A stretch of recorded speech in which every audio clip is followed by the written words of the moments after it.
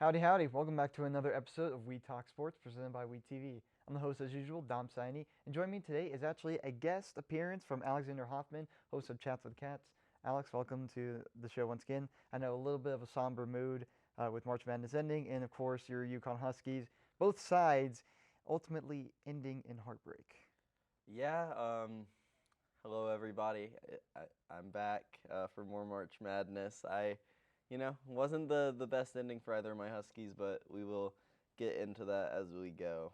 Yeah, I mean, obviously, both women's and men's team were, I mean, the men's team I think overachieved. I thought they played better in terms of just like where they made it, whereas the women's team didn't meet their goal that was kind of there. I mean, undefeated season and possibly back-to-back championships were on the line, and while the pressure was on them, yeah, they fell short. Yeah, play back the clip of us all very certainly saying UConn wins it all for the women's national championship. Here's the right, deep cut right here. yeah, right here. Ways? Women's? Yeah. UConn wins, right? Yeah, I Like mean, that's yeah. what's gonna happen. They're the best. I mean, Thank you. Yeah. Quite unfortunate because all three of us were very confident, but I don't think we really understood how much talent was there on that UCLA team or South Carolina. Yeah. Though again, we'll get into that once we get to the women's bracket. But I guess we'll start with the men's side of things. We'll bring it back to a little bit more of a happy mood. UConn versus Duke. Right here, Yeah. right here, camera right here. Right here. Yeah. This is the shirt of the shot by Braylon Mullins to win the game against overall one seed Duke in the Elite Eight. It was a very, very close game. Duke has been on an interesting.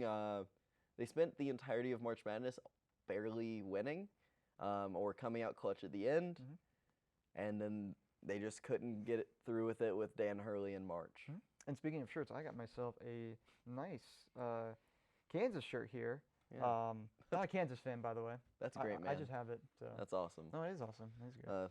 Where do you see Kansas in this Elite Eight? They're not there. Yeah, that's unfortunate. Yeah. They actually also lost to, I think, Duke early on. They or did? maybe to St. John's. Maybe St. I John's. think it was St. Oh, John's. that was one of my picks too.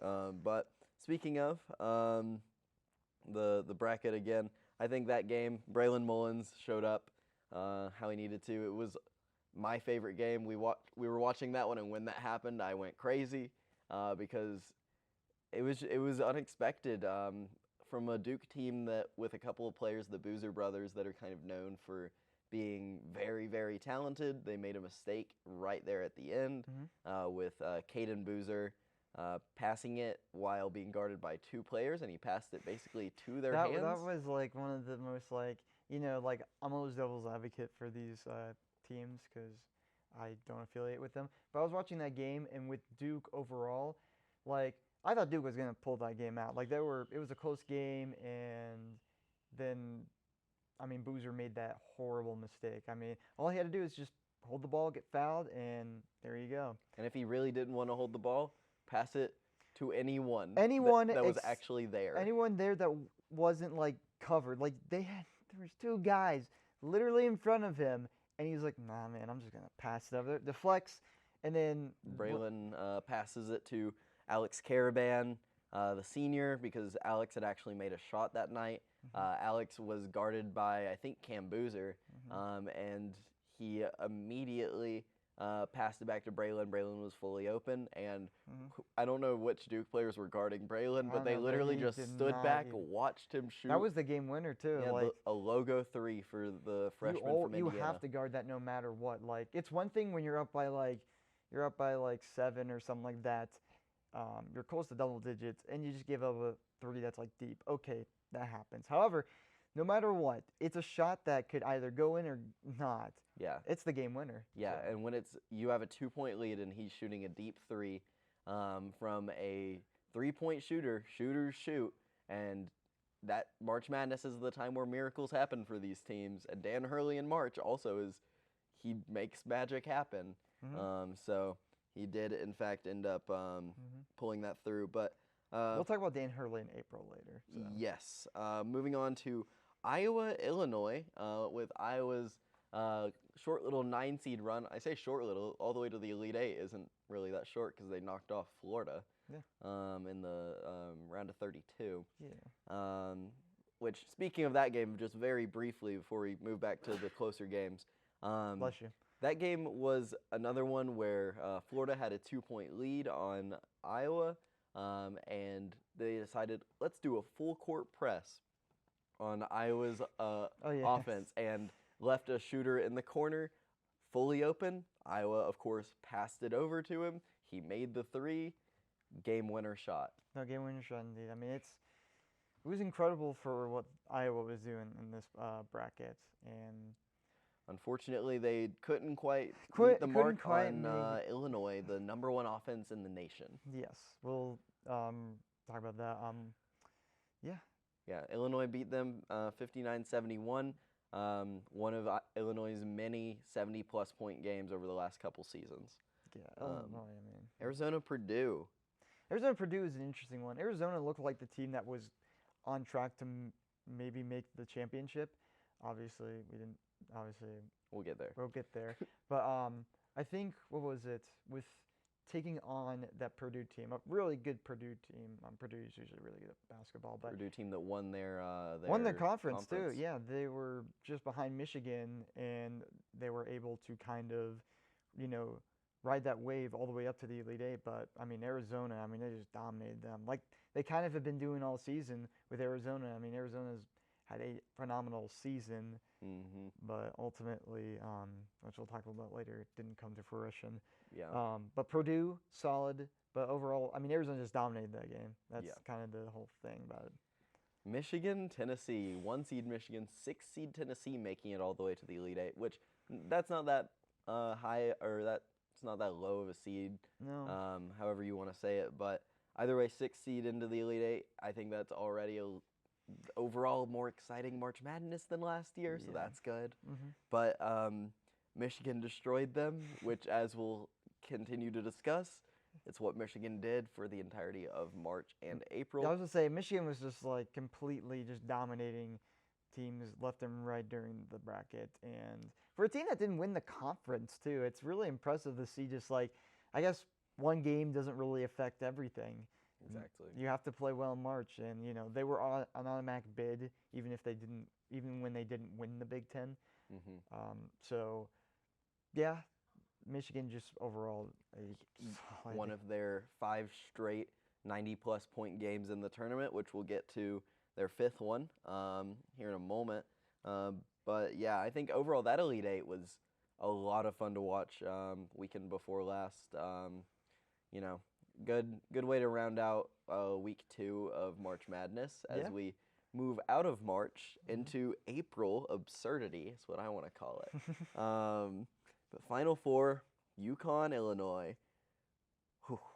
Yeah, UConn, Illinois, very, very interesting of that game. I actually saw some of it at a Chili's, and I was like, oh man, UConn was ahead when I left my house, and then once I got to the restaurant, I was like, oh, okay, they're kind of pulling away against Illinois. It looked like it was close at first, but then UConn gradually pulled away Mhm. around the ending point. So that was I think the closest game of the Final Four. Yeah, the Final Four, this was expected to be UConn losing. UConn was not favored for the majority of March Madness once you pass the round of 32. They were not expected into making that far. Again, we mentioned Illinois, #1 offense in the nation. From what I've read, may not be a correct stat, who knows. I've seen a couple of stats saying that there have been very few games where Illinois has scored less than 70 points in the last few years, Mhm. and UConn has been all 3 of them, because UConn in March just does not let things slide. No. And this is another example of that, with Illinois only scoring 62 points, UConn managing to score 71. They just, I don't know, that ended up being the best Final Four game by far, which is not what was projected. No, a lot of people thought that game could have been, a weaker game compared to what we were going to get next, which we thought was going to be a great game. Arizona, Michigan. Not a great two game. 1 seeds, and no, No, Arizona just got completely fried, and Michigan just dominated them. yeah, Michigan again, another 90-plus point game. They scored 91 against Arizona 73. Michigan just has height that is unlike almost probably any other team. I think they're probably the tallest team in the nation this year, and it shows because in the paint, teams cannot do anything against them. Very unfortunate for Very what we're going to unfortunate talk about for the the last next game. game. Yeah, and I guess we'll move on to that next game just Man. because I mean the Michigan game is pretty simple. I mean Arizona just could not handle Absolutely. Michigan at all. And the next game, which is way closer, more interesting, which was the national championship game between UConn and Michigan. UConn kept them under 90 points. I'm They just did. glad they didn't get 6 straight. That would have been embarrassing for my Huskies, but Yeah. props to, I mean, okay, listen, we were going to also have a Michigan fan on the show today. He does understand, it seems, that Michigan only won because of their 12 or 13 extra free throw attempts, though he claims that that's not why they won. I will say that in defense of our boy Max, Yes. I will say that Michigan being a paint team that dominated more in the paint, those two teams could not hit a three. Mainly UConn was the better Yeah, they hit accuracy like one. 5 or 6. Yeah, so in Michigan, I think only like Two. hit two and Both in yeah, the second half, by both the in the way. second half. But they were dominating in the paint, and I will say this: no matter what it is, and while it is inconsistent because referees are inconsistent in general, a team that dominates in the paint is more likely to get calls in the paint. So more free throws, more anything. Because as a Laker fan, I had to use this to defend the Lakers being the Warriors in the I think a playoff game where people are like, well, the Lakers are getting all the calls, and I was like, well, the Lakers are also like taking more shots in the paint, so. Yeah, we'll talk about that when we talk about the NBA at Yeah, some but point. like that's an example and like kind of understanding from Max's viewpoint, but obviously. I agree. However, whenever you look at, we did have a conversation with it, both of us very respectful towards each other's teams because we were college basketball fans, so we can appreciate what the other team did. Max did admit some of the calls were pretty questionable. Yeah. There were a couple of hook and hold calls called on who knows. There was one point where UConn, one of UConn's standout players, Silas Demery, point guard for the team, got called with his foul on barely any contact at all when there wasn't anything impeding the other player. And it wasn't even like a shooting foul either. Yeah. It was just a random mid-court foul. But anyway, whatever. I can appreciate that Michigan they're just dominant this season. It's just kind of how it goes. It is a very, I mean, I think at the beginning of the season, I was like looking at Michigan during some of the regular season games. I was like, this is a good team. Same with like Arizona during like I think the like January, February time when you're like kind of seeing these teams like are taking the next step, and you're like, oh man, they might like one be a top seed in the bracket and also maybe make a run. Yeah, I mean, for the first few months, it was all about Arizona and UConn because they were the undefeated teams till they played each other. Arizona got that win, and then UConn didn't get another loss until conference season. They lost to St. John's once in regular season, once in the postseason. Lost to Marquette, lost to Creighton, and then you see Arizona lose like one or two more, but Michigan, I think, lost 2 the entire season. Yeah. And one of those, I guess, was their championship. Was it, yeah, I guess was their championship game against or championship game, one of their championship Tournament run Yeah. games. And it's just it's a Michigan team that, I mean, we have on our notes Michigan's first men's basketball championship since 1989.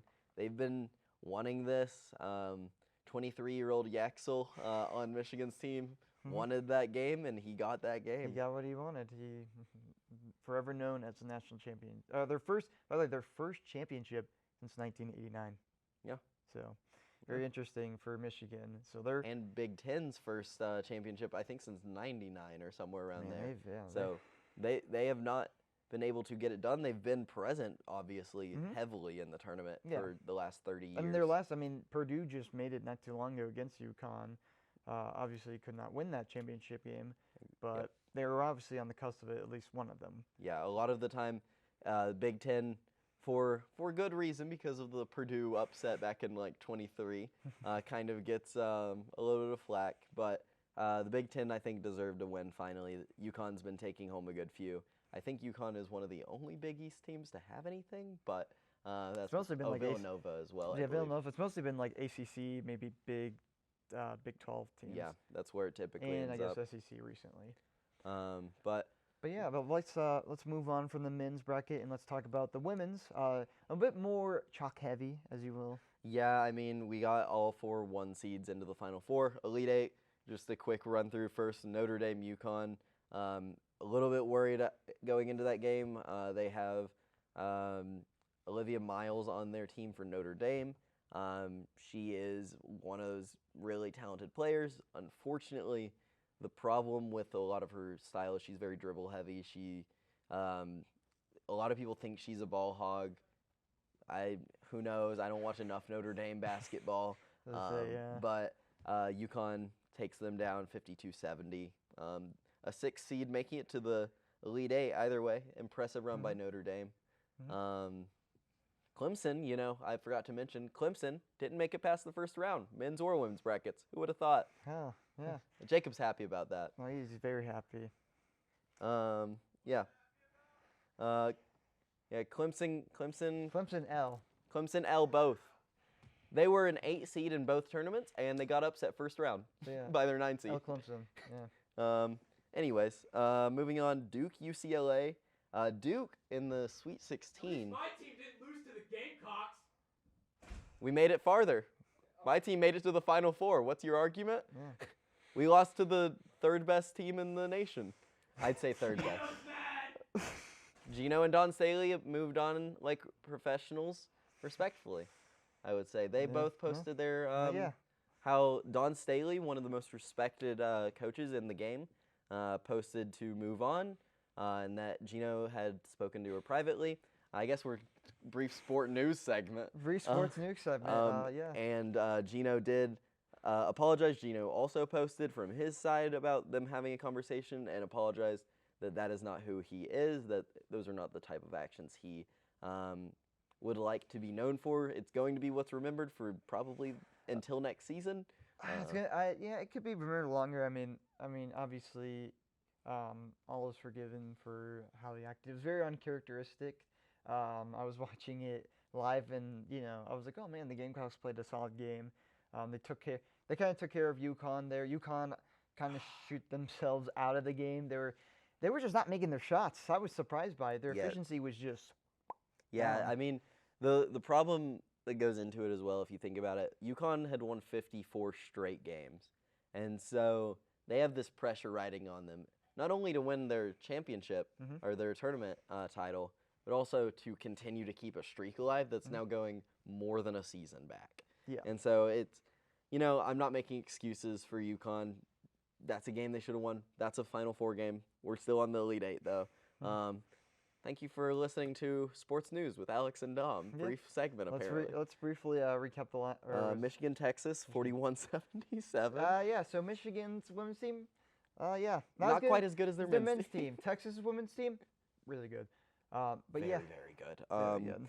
Though not good enough, we will see in the next Yep, round. let's- TCU, South Carolina, the final Elite Eight game. 52 TCU, 78 South Carolina, showing South Carolina's dominance in this tournament.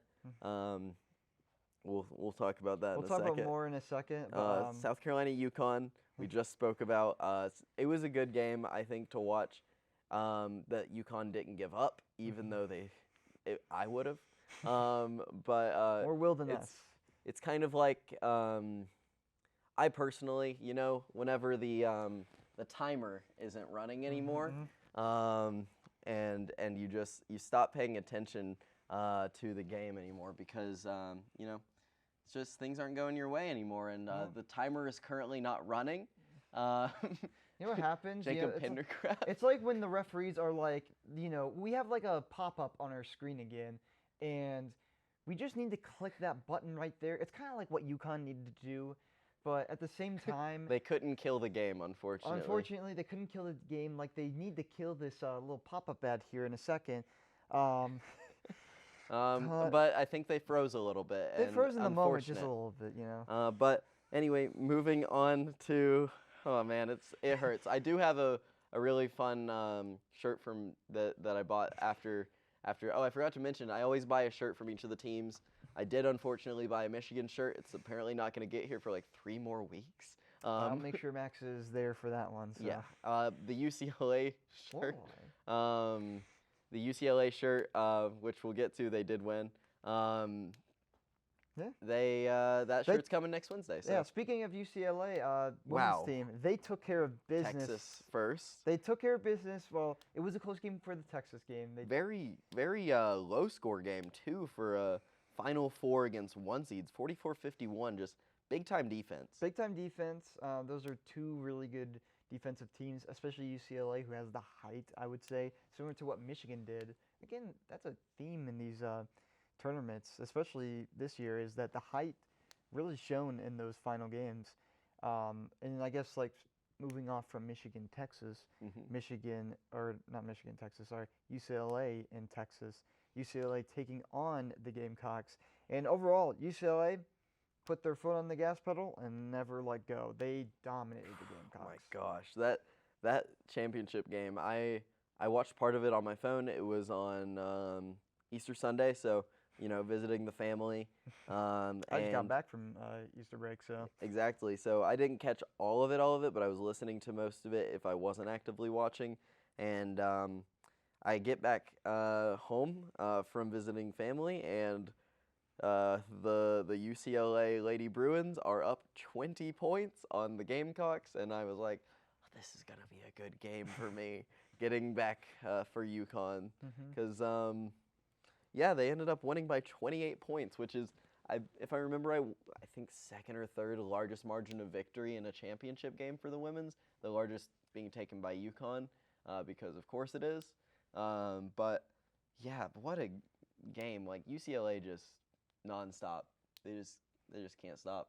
they can't stop, won't stop. I mean, Unfortunately, over 170 straight points between the Final Four and the championship game were scored by their seniors that are all leaving. yeah. So I think we're probably not going to see as much activity next year. I Maybe think not we'll as see much. some. We might still see them like go far. They're still a really good team and a good program in general. So I think we might still see some of UCLA repeating. It's going to be hard. I mean, UConn was for sure the one to make it back, and they fell short, obviously. Yeah. So I think we see a rebuild briefly. The nice thing, if you look at the way that transferring works, or not transferring, like leaving to go to the draft between men's versus women's. Men's obviously can do it after 1 year. Women's have to wait until they've completed 4 years. Yeah. Or they can go for their 5th year. Paige Beckers, AZ Fudd, both examples of 5 years. But they can make that decision, but they have to wait until at least 4 years. And so you get to see potential little like mini dynasties show up. And Yeah. obviously UConn is the women's basketball dynasty. South Carolina is being argued as the other one, but it's basically those two teams. Also, quick fun fact, this is the maybe first time Yeah, that this is it's the been two of the same Final Fours back to back. Yeah. Because it was the same 4 in the Final Four last year. It was Texas, UCLA, South Carolina, and UConn. I think they were all swapped though, because I think Texas and South Carolina played each other, and then I think UConn, UCLA. It's UConn UCLA. wasn't a 1 seed last year. They Yeah. were a 2 Mhm. because I think some injury or something early in season. But regardless, they ended up winning with Paige getting her chip at the end there. Yeah. But yeah, I think it's going to be interesting. Overall, I mean, it's going to be interesting. Obviously, UCLA winning their first ever championship in the women's program. Well known for their men's early days. But no, great March Madness, great tournament overall, and I very much enjoyed seeing the result, and I very much enjoyed you being here to talk about it. Let's do a quick social media segment. We have extra time. Okay, way too early. Final Four prediction next year. Are we doing both men's and women's? Yeah, I'll way s- too early. I'll do because Women's first. women's is more chalk heavy. I'll say UConn. I'll say Texas again, and honestly, I gotta go with South Carolina. So it's And 3 of 4. 3 of the same, honestly, and then I will go with who is a good that I might think. Wait with Duke. I'm gonna throw them in there. So I'm going to go similar. I'm going to say UConn, South Carolina, Duke. Mhm. I don't think Texas or UCLA can repeat their magic again, though who knows, because Texas could be on a 3 or 4 year run of it. And I'm going to put TCU Okay. in that Yeah, fourth TCU, spot. pretty good.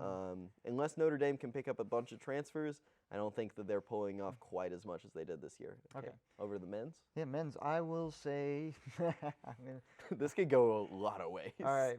You want to see how biased I'm gonna be? I'm gonna say Pitt makes the Final Four.